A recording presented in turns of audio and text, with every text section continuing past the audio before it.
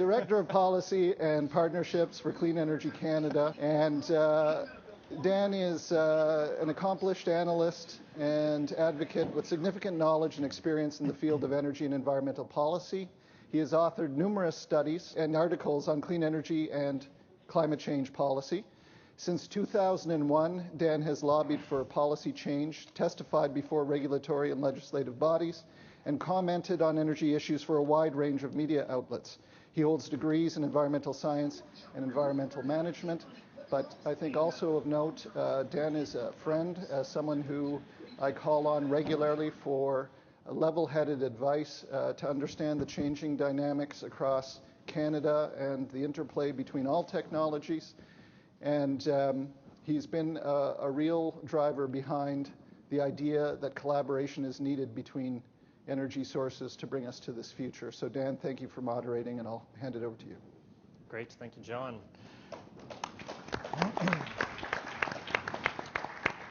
Before I make my opening remarks, I'll just introduce the other panelists that we have up here on the stage with us. At the far end is Dr. John Barrett. He's the president and CEO of the Canadian Nuclear Association.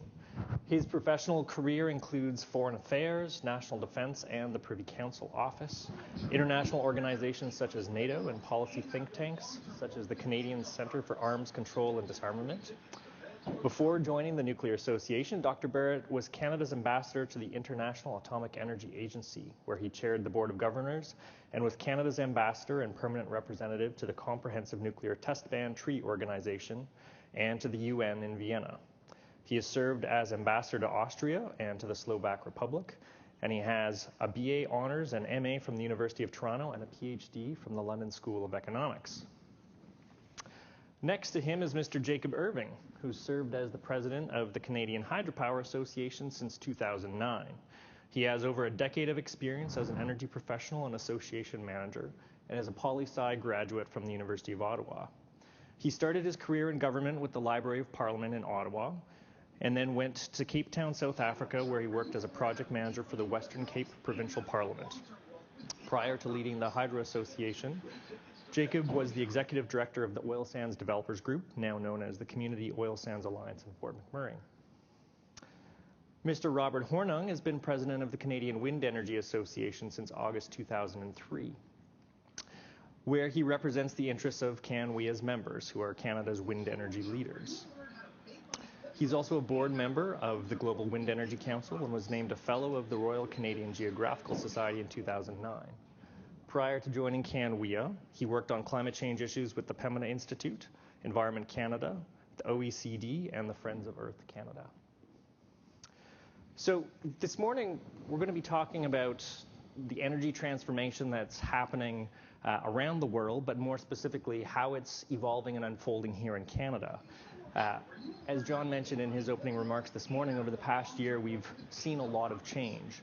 A lot of momentum is being built, and for those of us that are looking at those trends, looking at some of the forecasts for the future, it seems that that's only going to continue. So a quick recap of some of those trends that are shaping how we produce and consume energy. One is that in 2014, for the first time, we saw emissions stall while the economy grew. And the International Energy Agency attributes that to two things: energy efficiency and renewable energy. And that's the first time that we've seen that decoupling happen. In the past, we've seen emissions stall, but only when we've been suffering from a global economic depression. So that's significant. When it comes to the geopolitics of energy, we also saw a major breakthrough in the collaboration between the United States and China, two of the world's biggest polluters and biggest producers and consumers of energy. We've seen how that collaboration on clean energy and on climate policy has played forward into the run-up to the global climate negotiations currently underway in Paris. Earlier this year, we saw Ontario announce their intent to develop a cap-and-trade system and to join it with Quebec and California. We had President Obama deliver the final rules of the Clean Power Plan, which has some good news for Canadian electricity exports, because those exports can be used to comply with those regulations. In Alberta, not only did we see a new government elected for the first time in many decades, but a government that came in with a mandate to actually turn around Alberta's approach to climate change. So we've seen them this fall. They've introduced a plan that will see a carbon tax in Alberta, a phase out of coal-fired power by 2030, and a target of 30% renewable energy generation by 2030. We also have a new federal government also elected with a mandate to lead on climate change and on clean energy technology. Saskatchewan announced a goal of 50% renewable capacity by 2030.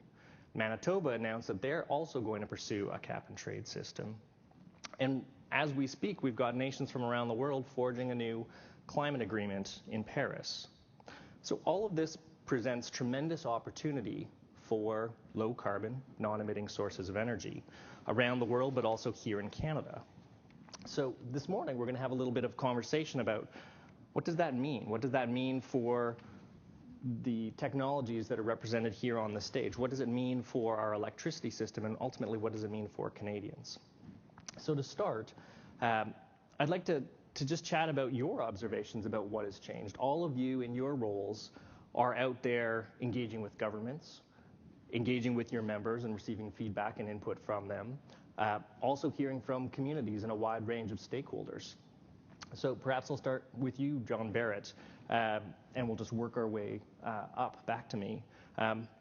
What's changed and what does it mean? Well, from the perspective of our industry, one of the things that you notice right away is, of course, the COP21 discussions, which is where you put the spotlight on, I think, all energy technologies that can contribute to a low carbon future. And that includes the nuclear energy. I think people in this audience are aware that it is emissions free in its power generation. And so when you go to international meetings and the ones in which I've participated with a wide range of stakeholders and on the discussion of climate change and energy security, one of the topics that comes to light right away is that if we really want to make an impact right away on reducing the greenhouse gas emissions, it's to stop coal. And at the same time, we see that China and India are building coal plants. So we get very quickly into that, what is the most practical at hand sources that we have of power generation to get moving now. In due course, other types of energy, the renewable energies will start to come on more and more and take up that role. But my preoccupation, and I think with our members, is that how do you manage this in the interim? How do you make that smooth transition? How do you do a cap and trade in Ontario that doesn't inadvertently start pushing out industries from Ontario? We've seen enough of them, of the manufacturing industries, go over the last few years for various reasons, but including high electricity costs. So I'll just stop there. I'll let the others have a chance. But this growing recognition that we can't be cherry-picking technologies and saying this one over that, but as this panel represents, we all have a role to play. Thanks, John. Thanks, Dan. I think that one of the big things that has changed, and we see it at all different political levels throughout Canada, North America, the world, is the greater acceptance of climate change as the threat that it is.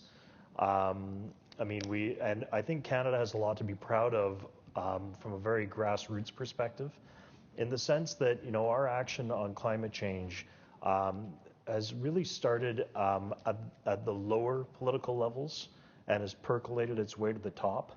And we're seeing provinces who have led on climate change, who now have a federal government with whom they can connect and talk about it at a national level. And in the United States, you're even seeing a greater acceptance of the climate change arguments. And I think that the Clean Power Plan coming into force is going to be another marker, another milestone in the U.S. becoming more progressive on this issue. And then when you percolate up to the international level, the Paris COP level, I think I was listening to President Obama's speech about a week or so ago, and I thought he made a very good point when he was talking about how this time around you've got 180 countries that are coming talking about plans for climate change, as opposed to a whole mess of countries coming arguing about whether or not it's a problem in the first place, and those sorts of things. I think a lot of those arguments are in the rearview mirror. I think they're behind us, and I think a lot of the election results, provincially and federally, have underscored that. And so we're in a good place now, I think, to take off from there. The challenge for all of us now will be to actually realize the promise and to demonstrate that we can actually meet the challenge and meet the needs of all of these different electors and these different governments who now actually want to get really serious on it and change it. It's going to be a little bit less about arguing about whether or not climate change is real, thank goodness. It's going to be a little bit more in terms of figuring out and actually achieving results and being able to report back to everybody that not only can we fix it, but we have a plan for it and we're actually seeing results. So it's going to be hard work for all of us, but I think it's going to be exciting work. It's going to be a bit, I dare say, it's going to be fun, I think, across this country, across our different industries. And I think that Canadians have a lot to be hopeful for, and I think we can do it. Yeah, I mean, as someone who worked for a decade as an advocate on climate change before coming to Canada, the change that we've seen in the last 12 months, 18 months is quite phenomenal because we've actually moved from talking about climate change to actually doing something about it.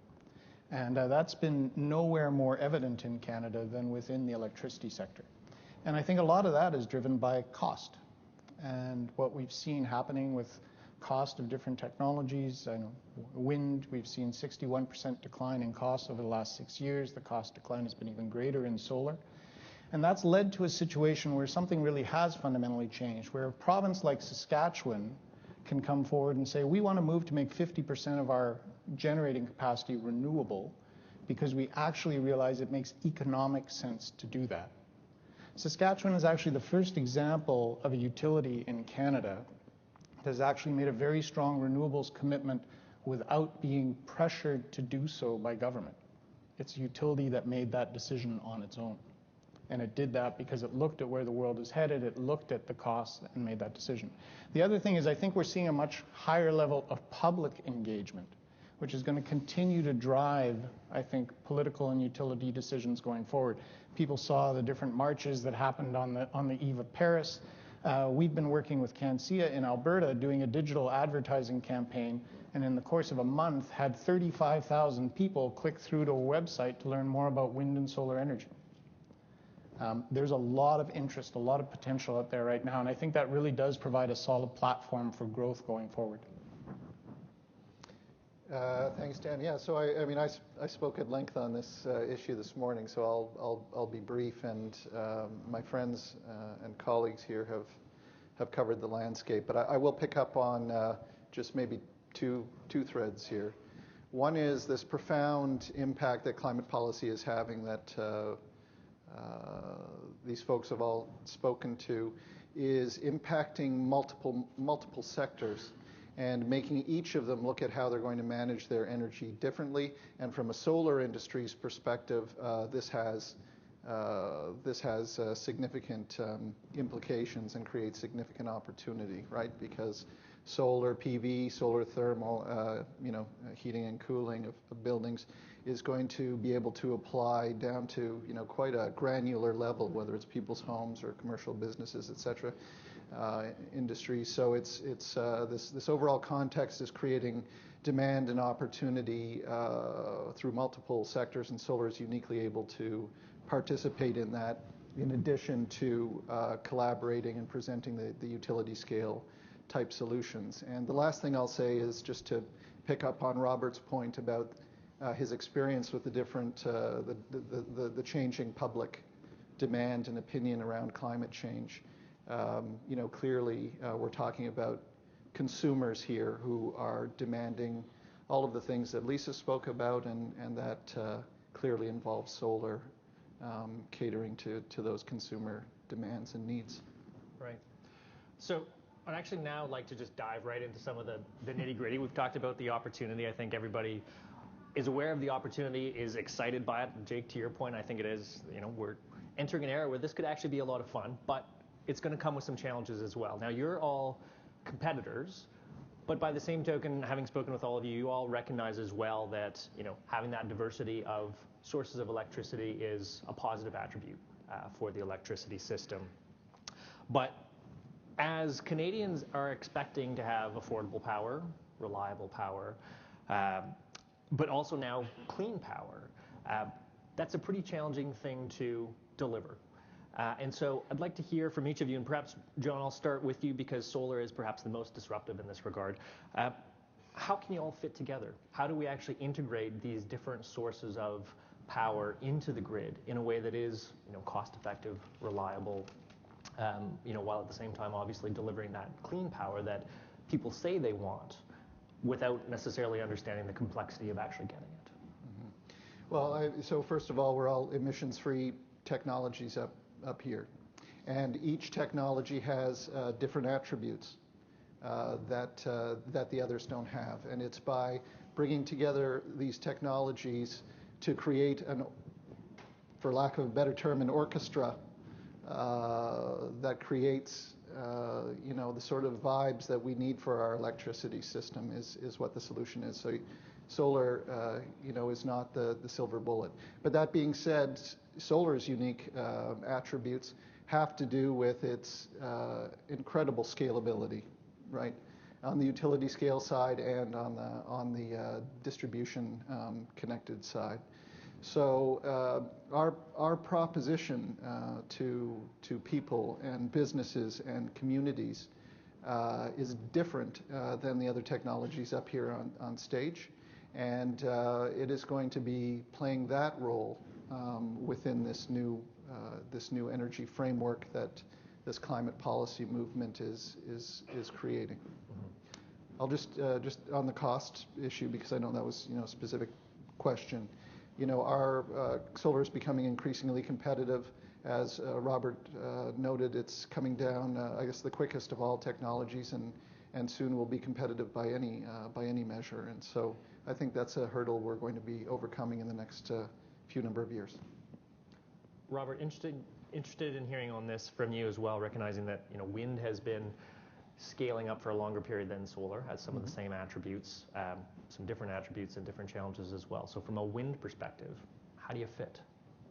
Well, I think the question that people will be most interested in, you highlighted three things: clean, affordable, reliable. I think we've already demonstrated we're cost competitive. We're clean. So it really comes down to this question of reliability and how that's managed going forward.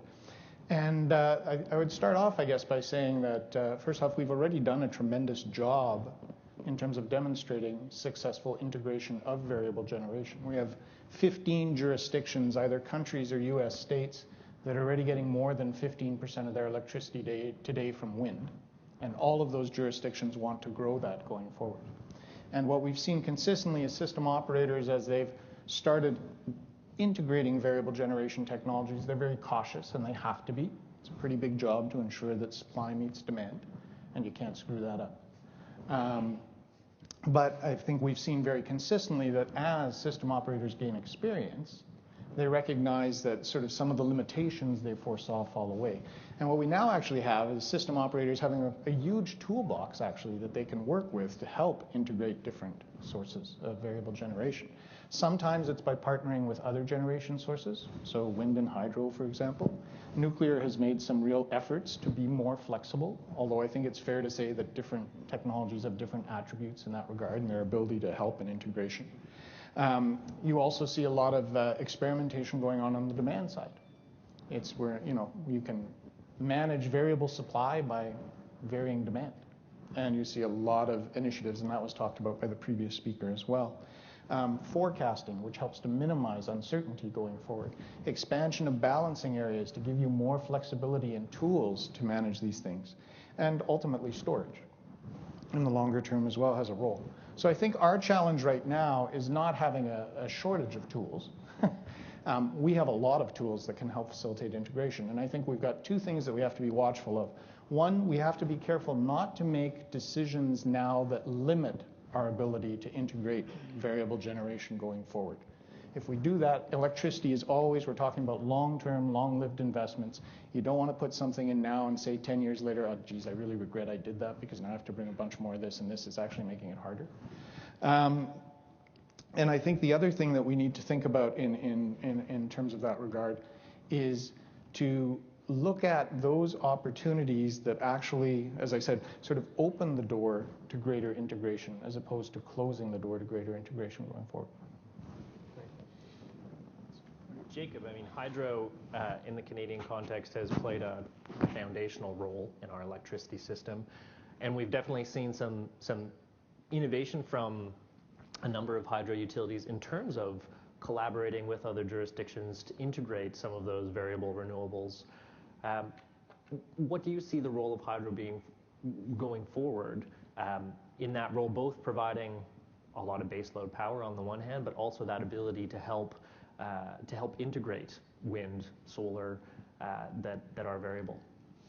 Well, I think, we talked about it a little bit at last year's conference, and I have to say it's always nice to be close to friends this close to Christmas too, actually, everybody on stage. Thanks for the invitation again. But, last year when we talked about it, we talked again a little bit about Canada's huge hydropower storage capacity. This is something that makes Canada unique on the world stage. And, it's been around for 130 years. Sometimes hydro tends to hide in plain sight almost. But our storage capacity really allows Canada to be a welcoming place for disruptive technologies, for new renewables. And why? Because hydropower, for its 130-year history, is the most dispatchable form of electricity generation. You can turn us on and off faster than any other source. And with storage in the background, we have an incredibly strategic asset base across Canada for bringing more clean and renewable electricity. Of course, hydropower is clean and renewable in its own right, but then when you start adding the other clean and renewable technologies on top, I keep saying that moving to a clean, renewable electricity future for Canada should not be a trip to the dentist's office. It's more like a trip to the candy store.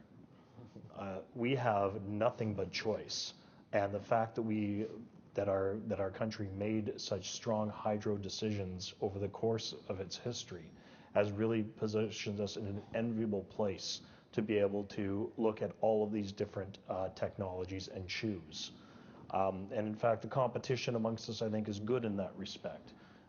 It helps us keep an eye on cost and make sure that we deliver maximum value.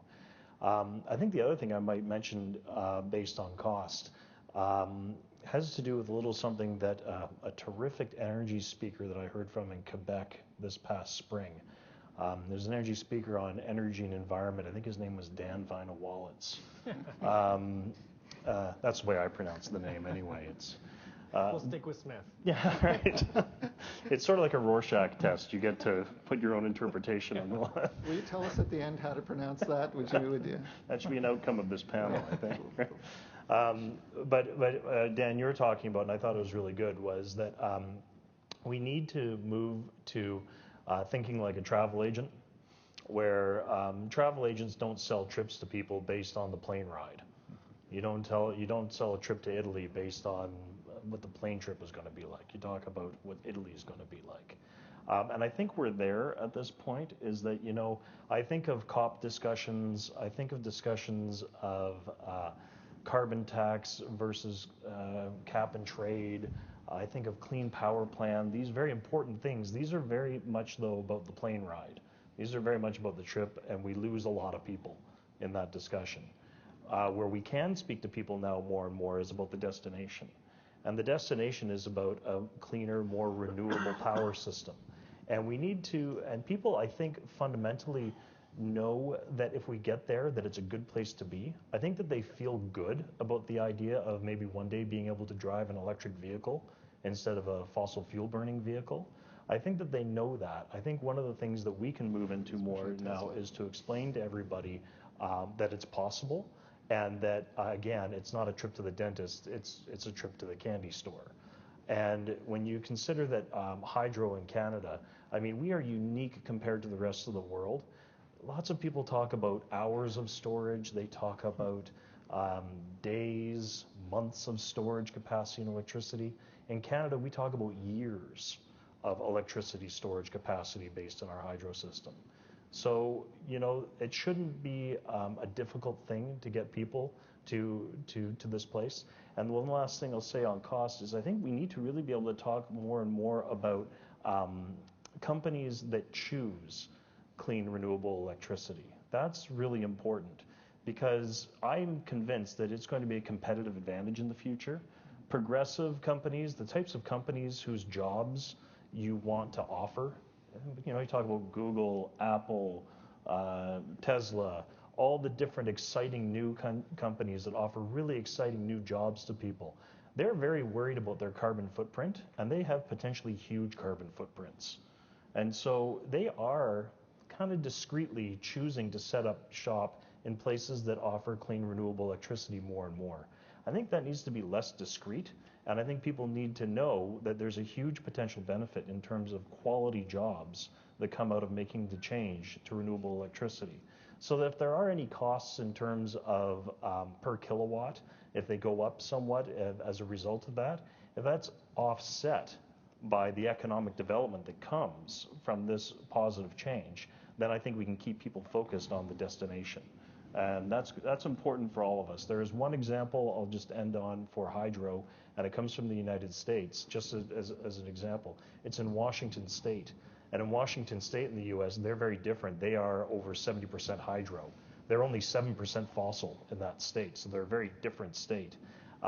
They attracted a major investment from BMW Corporation for their advanced carbon fiber manufacturing plant.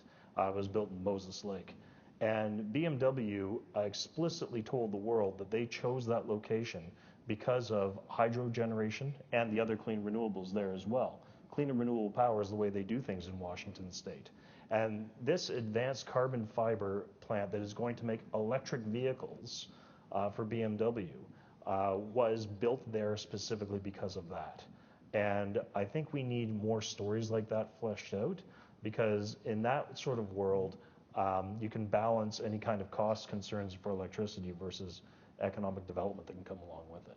Right. So John, we've talked about, on the one hand, you know, the variables, wind and solar, you know, the dispatchability of hydro. Nuclear has historically played a significant role, and as we just heard last week in Ontario, is going to continue to play a role. And so what are some of the challenges, but then also how can we overcome those challenges in terms of how nuclear fits into that system? But I think one of the challenges is one of lifting the veil of sometimes misinformation or just lack of understanding of the role that nuclear plays in a jurisdiction like Ontario. Ontario is unique in that 60% of its electricity at any time, including now, is generated by nuclear sources, and most people don't realize that. Our emissions-free electricity generation in the province is, and correct me if I'm wrong, but it's anywhere from 93 to 94%. So as a province, we have this tremendously high record that is enviable. At the same time, we do have some then issues with costs of electricity, as I mentioned earlier, for some of the industrial consumers and the like. So we have to look very carefully at costs. And then again, when we say that nuclear is produced and is committed to a production at 6.8 cents a kilowatt hour, people just skate right by that, pocket it, if you will, and then talk about other things. And yet it is a huge advantage. So I think that one of the challenges that we have is to ensure that people see, as ratepayers, as consumers, that there is this long-term reliability. One of our members who does produce a lot of manufacturing and sort of heavy manufacturing in southwest Ontario, when he was speaking to some representatives of the Ontario government, he just said, reliability is the single most important thing to people like him who are involved in industrial processes that go on for day after day, and they cannot have an interruption in electricity. A brownout, yes, that's even more extreme, but these interruptions could be very dramatic to their bottom line. So again, the reliability sounds like just a quick word and we pass by it. Affordability, quick word, we pass by it. But I really want to encourage people to think more about what that means. So there's one challenge. On the plus side, Ontario has this remarkable model that I'm convinced we can take internationally, because there are countries out there that are looking at nuclear power. We're also encourage them, I think, as world citizens, to look at non-fossil fuel power generation, and they need that. They need that power generation. So what's the mix? And if we can show from Ontario experience how we integrate the nuclear baseload with the flexibility, increasing flexibility, with a real close integration with renewable, we then have that non-fossil fuel model that we can take to with our technologies, with our expertise, with our consulting, and maybe make an impact internationally. So there's an area that I look forward to, because if we can get that right, we have a great international product. Right. So, Jacob, to your point, I often like talking about how when it comes to public engagement, you need to sell them on the beach, not on the cramped legroom on the plane and the lineups at the airport to get to the beach. But that said, if you look at headlines in the newspaper, oftentimes what the focus has been of late when it comes to electricity has been the journey, the evolution of the grid, and some of the challenges that has created, including on consumer pocketbooks. So there needs to be a balance between, on the one hand, kind of educating and engaging consumers in terms of the evolution of the electricity system, while also not getting mired in what's a very complex topic, and you only have at best 30 seconds or 140 characters worth of attention span for this topic. So I'd like to hear from each of you, and perhaps John, we'll start with you and work our way back, just in terms of how you communicate to people about, on the one hand, this complex topic, but simplifying it to a way that doesn't oversimplify it, but I think speaks to the evolution of the system, the inevitability of that evolution, and the necessity of it, and really what's the value proposition to them. Let's simply start off with, because we have to do this very quickly, so I'll try. Then we start with that all energy systems have risks. And you know that in the solar industries, there are different risks of the industry. There are different waste products. There are different aspects to it that maybe you don't talk about so much in the public, but is there. So we come forward with that. Nuclear has risks. Other forms do as well. Others have waste products that are not accounted for in the nuclear business we account for. So how do you manage these risks? And from there you go into the proposition, because you're managing any risk with your energy and your productive system. And at the same time, you're able to talk about then the benefits to humanity. And with nuclear, it goes not just with electricity generation, but it's the cobalt-60 in the hospitals, it's the medical isotopes, it's the advanced manufacturing, the quality testing of the rotor blades and jet engines, the non-destructive assessments. The list goes on these on desalination and nutrition and soil. All these are using nuclear technology one way or the other. And that's when I then see if I can get some sort of take-up with the audience. Right. I think from a hydro perspective, we have to do a better job of explaining storage, I think, to the greater Canadian public. Just in the sense, there's a lot of excitement around storage, and there's a lot of talk about new technologies in terms of what I would sometimes call downstream storage.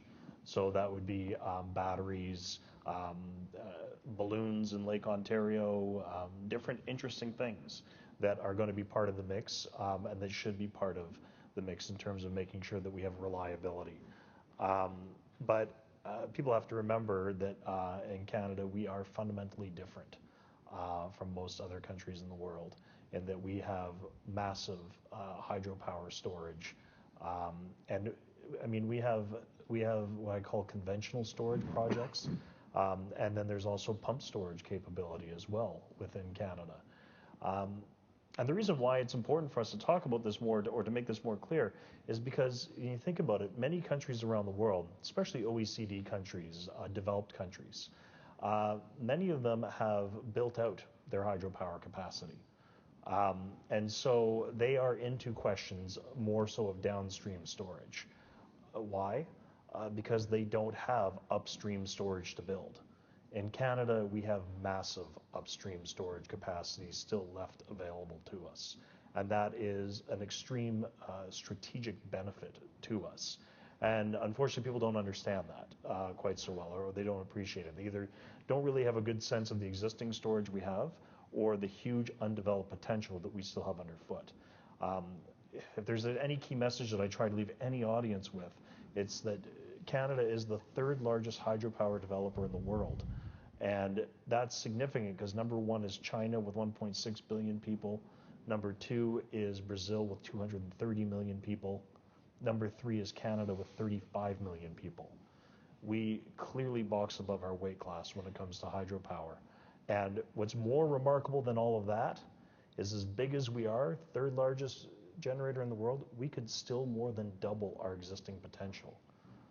And inside that potential is a lot of storage capacity. And that's extremely important to a world where new renewables are coming on. And in that sense, we have the scale and ability not just to transform our system in Canada, in places like Alberta and Saskatchewan who are coming off coal and looking to renewables. We can help the United States, who we all know is 10 times our size. We have the ability to back up their systems and to bring on their clean renewables as well. So we have a lot to offer ourselves in Canada. We have a lot to offer the Americans as well, who, last we all check, have a much bigger problem than we do in terms of electricity generation and greenhouse gas emissions. So we're big nationally, we're big continentally, and we have the opportunity to be even bigger globally. So it's exciting times for all of us. So then, Robert, that balance between the pros and the cons and the complexity of what wind means for the electricity system, how do you tackle that concisely?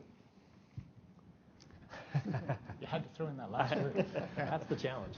And I'm actually going to take it a different way, because I think the challenge is actually not to sort of do myth busting for each individual technology, and sort of, because we all have misunderstandings or misconceptions about the technologies, and we all have strengths and weaknesses. And so there's, yes, a greater energy literacy effort and greater understanding that needs to occur. But the beach that you're talking about is not a solar beach, it's not a wind beach, it's not a hydro beach. It's a beach that actually involves all of these technologies. And I think the key message is to sell, and Jacob started speaking to this, why Canada in particular is well positioned to create that beach. And it's because we have, yes, significant undeveloped hydro resources, significant solar, significant wind resources. We're resource rich. We have that ability to do integration. We have we sit beside one of the largest markets in the world, and can provide export opportunities into that market to help clean their system, provide reliable electricity and everything else. And we also need to speak, and I think in terms of the education, empowerment, and everything else.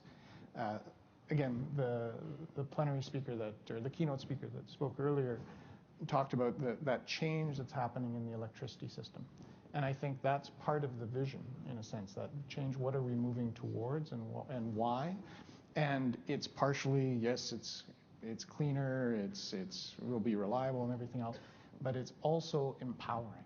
It's also a future which envisions individuals playing a much larger role in energy management, energy production, energy demand management going forward.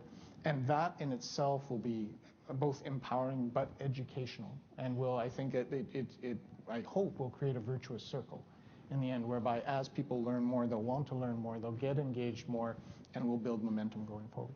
Right. So John, I want to take it one step further with you based on some of your remarks this morning, where you're speaking about the opportunity associated with electrification. And so for those that are in the business of producing power, increased electricity and the demand that comes with that, that's obviously the beach, and that's going to look good on the balance sheet. So want to get your sense, and then anybody else can chime in as well, in terms of this idea of fuel switching to electricity in transportation, industrial use, heat for commercial buildings, residential buildings. My sense is there hasn't been a lot of discussion yet about what are the policy mechanisms to actually drive that electrification, drive that fuel switching. So maybe you can start with that, just with any ideas you have, and then anybody else on the panel that wants to jump in with their thoughts on that, I'd welcome it. So policy mechanisms you're talking about for driving this shift to electrification. Yeah. Okay, I can work in an answer there. I just want to tell you I'm getting a bit antsy up here because everybody is being so collaborative and nice to each other. I feel like beating someone up. We're fundamentally competitive. Yeah, thanks, Robert. If we hadn't had such a good experience in Alberta, I'd fight back. But look, so I'm going to pick on gas. I think I'm going to pick on gas here. I think part of the electrification,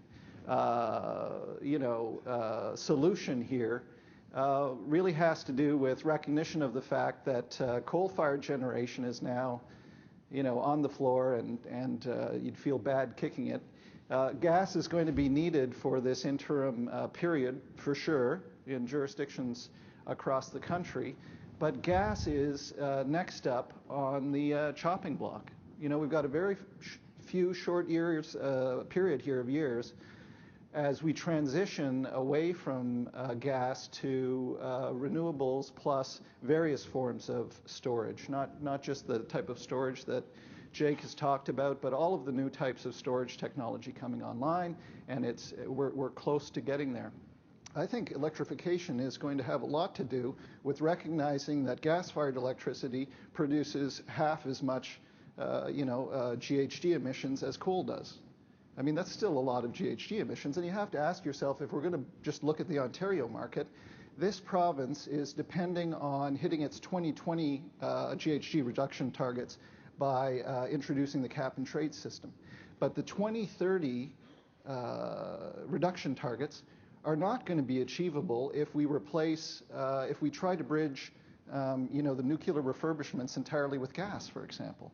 Because starting in 2020 or 2021 or whatever it is, we're going to have the need for 2 to 3 gigawatts worth of electricity generation, which is going to change that sort of 94 or 96% emission-free profile that you spoke about, John, if we fill it in with gas-fired generation. So I think, sorry to be kind of, operational about this, but an important part of electrifying Canada is going to be tackling gas-fired generation next. Go ahead, Robert. Yeah, and I think it's important to recognize that, we talk about 2020, we talk about 2030, but when you're talking about climate change, of course, you're really talking about 2050 and later. And when we talk about looking at 80% reductions in greenhouse gas emissions by 2050, the only way you get there, which every academic institution that's looked at this question has concluded, is through significant electrification. It's great if we clean our electricity system. It's even better if we clean our electricity system and use that to reduce emissions in other sectors. How do you get there? Well, part of it is carbon pricing is critical. We need to drive investment decisions that say, make you think hard about investing in some of those carbon-based opportunities. Right now, we're entering in Alberta a discussion about should we be compensating coal-fired generation for shutting it down. So are we going to be in a situation 10 years from now where people who are building gas plants today, we're going to have the same conversation? Do we need to compensate gas plants because we've got to shut them down? Those signals have to be out there so investors can take that into account when they take those risks going forward. I think the other thing we need to start thinking about very seriously is infrastructure. And that's infrastructure both within the electricity system itself. If you're going to move to massively ramp up electricity supply to deal with electrification, you need to start planning for that from a systems perspective and transmission and everything else. You also need to look at infrastructure in other sectors like transportation and how you would support that going forward. And one of the other themes that's emerged this morning is in this discussion of collaboration. We're all sitting here very nicely as different generating technologies and talking about collaboration. We also need governments to collaborate. I will say over and over again that the way Canada functions today, we actually design policies so that we try to optimize 10 different electricity systems, which only means that we have one national electricity system that is suboptimal. And we're not going to have a national electricity system, but we don't look enough at opportunities for collaboration between Alberta, BC, Quebec, Ontario, Saskatchewan, Manitoba, to try and drive efficient outcomes from all of those criteria that we talked about: reliability, cost, affordability, going forward. And the last note I'll just say is that we also have to recognize, as people involved in electricity supply, that banging the drum and saying we're going to need a lot more electricity has to be accompanied with a message that says, and we have to use that electricity as efficiently as possible. Okay, so before we open it up for just a few questions, would like to hear one thing from each of you, and we'll start with you, John. So we've talked about quite a bit of what's happened in the past 12 months that has been a shot in the arm for clean, low-carbon electricity that has started to build this momentum. Looking at your crystal ball, at the next 12 months, what's the one thing? Is there a specific event? Is there something that a decision that a certain government has to take? Is there something happening with your technology that you think is going to be one of the defining and catalyzing moments in 2016 for continuing to build this momentum? We welcomed the new government with a letter to the Prime Minister suggesting that in the context of the COP21, I might consider, in addition to the energy, the clean energy financing ideas, is a Climate Change Innovation Council. And therein lies some of the ideas I just want to mention here. The research and development in our various industries, certainly in the nuclear sector, promise some very interesting ideas that might really help us through the somewhat uncertain period ahead, where we talked about you want to integrate, you're not quite sure how you integrate. How do you change your business models? This is what Lisa Francis said this morning, and I think it's really important. Because in our sector, in the nuclear, everyone knows that it's a very capital-intensive business.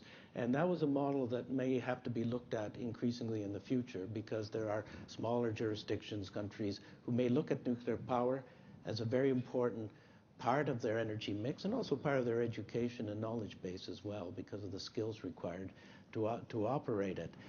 We're looking at small modular reactors, sometimes very, very small reactors. These can go from anywhere from 5 megawatts to maybe 300. The technologies are there. There's some new technologies that don't produce any waste. They could be used in remote communities. They could be used on mining sites, and they could be added onto existing nuclear sites. So we get a situation where, okay, you're taking a couple of the big power plants out of commission for refurbishment. You can either extend the life of Pickering, or you could, by then, have a licensed smaller reactor of 300 megawatts that comes in and picks up the power base load at that point.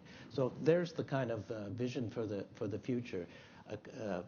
Highly safe, passively safe, smaller reactors that have a deployment that goes beyond the sort of existing sites and into parts we haven't even thought about, but with the same level of safety, reliability, and accountability. Great. Jake. So yeah, we want to think about the next 12 months. I think we also want to think about sort of the next 4 years, or some of the election cycles as they come around. Over the next 12 months for us, I mean, obviously carbon pricing from the federal government, and how that's going to work with the different provinces, and that somehow it all being stitched together toward being the net positive that we need it to be, and that is essentially a price on carbon that will drive further investment into renewables, all of us here on stage. So that'll be something that we'll be very keen and very interested in. I think in the U.S. side too, we're going to want to watch how the Clean Power Plan unfurls. It will be in force on December 22nd. So it'll be interesting to see how much effort will be put into fighting it, how much effort will be put into complying with it. And I think, there's real opportunity for Canada to be a large-scale solution provider to our friends to the south. I met with Secretary Minitz last year, the Energy Secretary from the United States, and he was talking about how the current administration is committed to an all-of-the-above solution. And I said to him, well, that's great for us Canadians, because we're all of the above. We are above. We sit above, and we have every solution possible to help them. So it really depends how serious they really are about climate change. But when they get serious, we'll be ready to help them. So that's something we'll want to watch over the next 12 months and watch that unfold. But I say over the next election cycle as well, because I am mindful of the fact that we've sort of had a bit of a miniature revolution happen here. Provincially and federally, and I think we're all kind of still sort of just processing it. It's fairly unique. It's pretty amazing that we've had the change happen in Alberta, in Saskatchewan, at the federal level. But I am mindful of the fact that there are still a lot of Debbie Downers out there. They're waiting for the counter-revolution of the next election cycle. They're waiting to see whether or not clean renewables can step up and provide. And to see whether or not there's an opportunity to go back to doing things the old way, deflating our balloon somewhat. And so we're all going to have to be very focused on communicating our value proposition and making sure that the wins that we attain are well understood by everyone, so that what we are experiencing now becomes the new normal that we don't accidentally somehow get rewound during the next set of election cycles, because that's always a possibility. Robert, your crystal ball. Yeah, I would say we talk about electricity markets, but we can't deny that electricity is a policy-driven industry. And things to look for next year, I would say twofold. One, Alberta and Saskatchewan have set very aggressive targets. Do they successfully take the first steps towards implementation in 2016? The other thing is that in Ontario and Quebec, we're looking at the release of a new Quebec energy strategy and a new long-term energy plan in Ontario. Both of those documents, which will have a lot to say about the future mix of electricity sources going forward. And it will also be very interesting to see how those documents integrate with the aspirations on climate change going forward as well.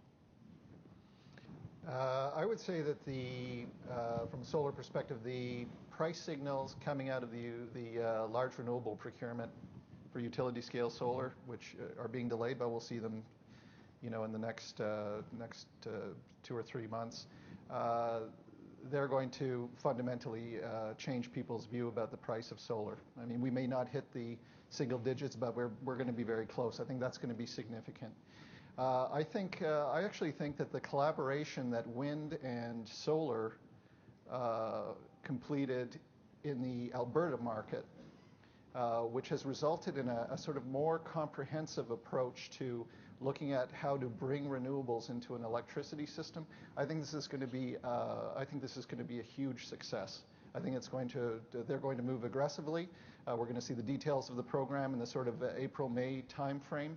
I think that sort of solution is going to be a signal to the other provinces that are coming online with things like this, and it's going to deliver very low price solar and wind.